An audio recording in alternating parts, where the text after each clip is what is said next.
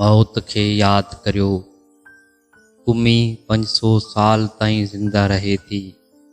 वण 1000 साल ताईं ज़मीन ते बीठो रहे थो। जबल ऐं दरिया करोड़नि सालनि ताईं पंहिंजी शान खे बाक़ी रखनि था, पर इंसान जी उमिरि 50 साल या 100 साल खां वधीक कोन्हे। इंसान जेको बज़ाहिर तमाम मख़लूक़ात में सभ खां वधीक अशरफ ऐं अफ़ज़ल आहे, उनखे सभ खां घटि ज़िंदगी मिले थी। इन खां बि वधीक अजीब ॻाल्हि इहा आहे त इहा मुख़्तसिर ज़िंदगी बि नाकामियुनि जी मुसलसिल दास्तान खां सवाइ ॿियो कुझु बि कोन्हे। माण्हुनि जी ज़िंदगी ग़म ऐं ॾुखनि सां एतिरी त भरियल आहे जो ख़ुशीअ जा लम्हा ग़फ़लत जी चंद झलकियुनि खां वधीक का बि हक़ीक़त नथा रखनि। बीमारियूं, हादसा, ओढ़ाइप, उमीदनि जी मुसलसिल पामालीअ जो नालो ज़िंदगी आहे। ऐं बिलाख़िर इन क़िस्म जे दर्दनाक ॾींहंनि खे ॾिसी हू हिकु ॾींहुं मौत जे अॻियां शिकस्त खायो वञे।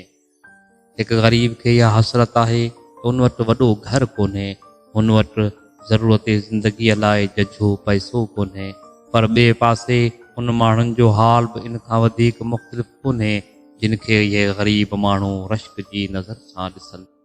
दौलतमंद माण्हू लाइ पैसो हुअणु सभ खां वधीक मसइलो आहे बनिस्बत ग़रीब जे पैसे न हुअण जी सूरत में जेको नज़र अचे थो।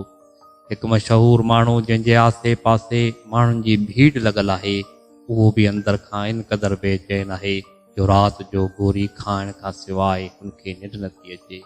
ग़र्ज़िन दुनिया में हर माण्हू ॾुखारो आहे, को हिकु सूरत में, को ॿी सूरत में। बिलफ़र्ज़ को शख़्स नामुवाफ़िक़ हालात खां बची वञे ऐं उनखे उहा ख़ुशकिस्मती हासिल थी बि वञे जंहिंखे सुख ऐं चैन चवनि था, तॾहिं बि केतिरा ॾींहं अगरि को शख़्स इत्तफ़ाक़ी सबबनि तहत ख़ुशियुनि जो ख़ज़ानो पाण वटि जमा बि करे वठे, उहो बि सुबुह खां शाम ताईं। उनखां पोइ अचानक मौत जो बेरहम फ़रिश्तो ईंदो ऐं उनखे अहिड़ीअ तरह पकड़ींदो जो हुनजी दौलत उनखे न बचाए सघंदी, न ई हुनजी फ़ौज उनखे बचाए सघंदी।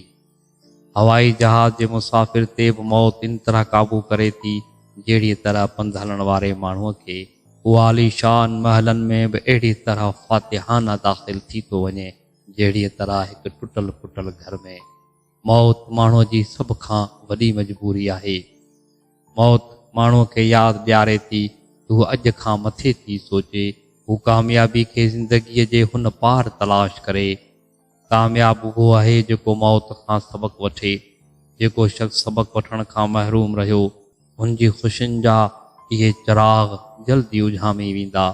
हू पंहिंजे पाण खे अहिड़े भयानक अंधेरे में ॾिसंदो जिथे हू अबदुल आबाद ठोकरूं खाईंदो रहंदो ऐं कॾहिं बि हुन मां न निकिरी सघंदो।